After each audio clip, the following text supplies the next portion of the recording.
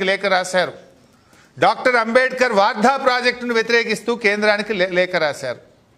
నిజంగా మీ ప్రేమ తెలంగాణ మీద నిజమైతే, సమన్యాయమే నిజమనుకుంటే, రెండు కళ్ళ సిద్ధాంతమే నిజమైతే, ఈ 4 ప్రాజెక్టులు తెలంగాణకు అనుమతులు ఇవ్వండి, మా ఆంధ్రప్రదేశ్ ప్రభుత్వానికి అభ్యంతరం లేదు అని వెంటనే కేంద్ర ప్రభుత్వానికి ఉత్తరం రాయండి. సమ్మక్క సాగర్, సీతమ్మ సాగర్, వార్ధా ప్రాజెక్టు, కాళేశ్వరం 3rd TMCలో ఇవన్నీ సముద్రంలో కలిసే నీళ్ళే. గోదావరిలో నీళ్లు చాలా ఉన్నాయని మీరు అంటున్నారు కదా. ఇవి మాకు న్యాయబద్ధంగా ఉమ్మడి ఆంధ్రప్రదేశ్లో మాకు హక్కుగా రావాల్సిన గోదావరి నీళ్ళే కదా. మరి ఈ ప్రాజెక్టులను ఎందుకు మీరు అడ్డుకుంటున్నారు? నిన్న మీరు చెప్పిన మాటలు నిజమైతే ఈ 4 ప్రాజెక్టులు కట్టుకోవడానికి ఆంధ్రప్రదేశ్ ప్రభుత్వానికి ఏమీ అభ్యంతరం లేదు అని స్పష్టంగా CWCకి కేంద్ర ప్రభుత్వానికి లేఖ రాయాలని చెప్పి నేను డిమాండ్ చేస్తూ ఉన్నాను. అదేవిధంగా ఆనాడు మీరు పాలమూరును దత్తత తీసుకున్నారు, సమన్యాయం అన్నారు. ఉమ్మడి ఆంధ్రప్రదేశ్లో దేశంలోని అత్యధిక వలసల జిల్లాగా పేరు పొందిన పాలమూరు జిల్లాలో నిర్మిస్తున్న పాలమూరు ఎత్తిపోతల పథకం, దిండి ఎత్తిపోతల పథకంలో మాకు అభ్యంతరం లేదు అని కేంద్ర ప్రభుత్వానికి లేఖ రాసి మీ సమన్యాయాన్ని నిరూపించుకోవాలని చెప్పి నేను కోరుతా ఉన్నా. పాలమూరు రంగారెడ్డి ప్రాజెక్టు మీద ఆంధ్రప్రదేశ్ ప్రభుత్వం NGTలో కేసేసింది. ఒకవేళ సమన్యాయం నిజమైతే వలసల జిల్లా, కరువు జిల్లాగా ఉన్న పాలమూరు ప్రాజెక్టుకు నీళ్లు వాడుకోవడానికి తక్షణమే ఆంధ్రప్రదేశ్ వేసినటువంటి NGTలో కేసు విత్డ్రా చేసుకోవాలని కూడా నేను ఆంధ్రప్రదేశ్ ప్రభుత్వాన్ని కోరుతా ఉన్నా. ఎందుకంటే వాస్తవానికి పాలమూరు ఎత్తిపోతల పథకానికి కేసీఆర్ గారు బాగా ఆలోచించి 45 TMCలు ఏదైతే పోలవరంలో గోదావరి నీళ్లు తీసుకపోతే అప్పర్ రైపేరియన్ స్టేట్కు మరి 45 TMCలు వాడుకునే హక్కు ఉందని బచావత్ ట్రిబ్యునల్ చెప్పింది. దాని ప్రకారంగా 45 TMCలు మేము పాలమూరు ఎత్తిపోతల పథకానికి నికర జలాలు కేటాయించుకుంటామని చెప్పి పాలమూరు ఎత్తిపోతల పథకంలో DPRలో పొందుపరిచి మేము కేంద్రానికి పంపాము. ఆ రోజు కేంద్ర జలవనరుల మంత్రిత్వ శాఖ CWC నేతృత్వంలో, CWC మాజీ చైర్మన్ బజాజ్ గారి నేతృత్వంలో కమిటీ వేసిండ్రు. ఆ కమిటీ ఈ 45 TMCలు పాలమూరుకు తెలంగాణ రాష్ట్రం వాడుకోవచ్చా రాదా అని నిర్ణయించాలని కమిటీ వేసిండ్రు. కానీ చంద్రబాబు నాయుడు గారు కిరికిరి పెట్టి కమిటీ మీద ఒత్తిడి తెచ్చి కేంద్ర బీజేపీ ప్రభుత్వంలో తన పలుకుబడిని ఉపయోగించి ఇయ్యాలటి వరకు కమిటీ రిపోర్ట్ రానియలే. ఆ రిపోర్ట్ వస్తే ఇవాళ పాలమూరుకు కోట్ల కేసే లేదు, పాలమూరు ప్రాజెక్టు ఆగనే ఆగదు. మరి సమన్యాయమే నిజమైతే, రెండు కళ్ళ సిద్ధాంతమే నిజమైతే ఎందుకు కిరికిరి పెడుతున్నారు? ఎందుకు పాలమూరు మీద NGTలో కేసు వేశారు?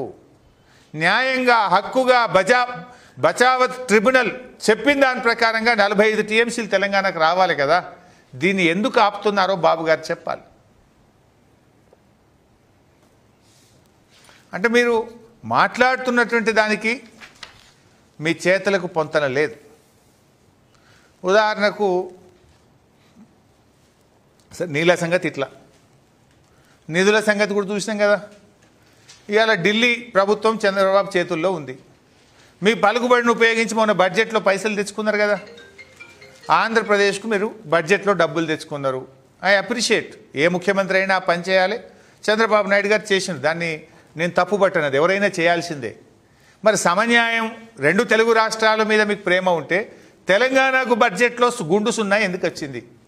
రేవంత్ రెడ్డికి చేతగాకపోయి ఇక్కడ గెలిచిన 8 ఎంపీలు అడగకపోయి, మా 2 కేంద్ర మంత్రులు తెలంగాణలో ఉంటే వీళ్ళ గొంతు మూగబాయ్. మరి సమన్యాయం అన్న బాబు గారు కూడా ఎందుకు మాట్లాడలేదని నేను అడుగుతున్నా. ఆంధ్రప్రదేశ్కు అమరావతికి నిధులు తెచ్చుకున్నారు కదా. సమన్యాయమే నిజమైతే, రెండు కళ్ళే నిజమైతే అమరావతితో పాటు హైదరాబాద్కు కూడా నిధులు కేంద్ర బడ్జెట్లో రావాలి కదా. రాలేదంటే మీది రెండు కళ్ళు కాదు, ఒకటే కన్ను ఆంధ్రప్రదేశ్ దిక్కే చూస్తుండ్రు. మీ రెండు కళ్ళు ఆంధ్రప్రదేశ్ దిక్కే చూస్తున్నాయి.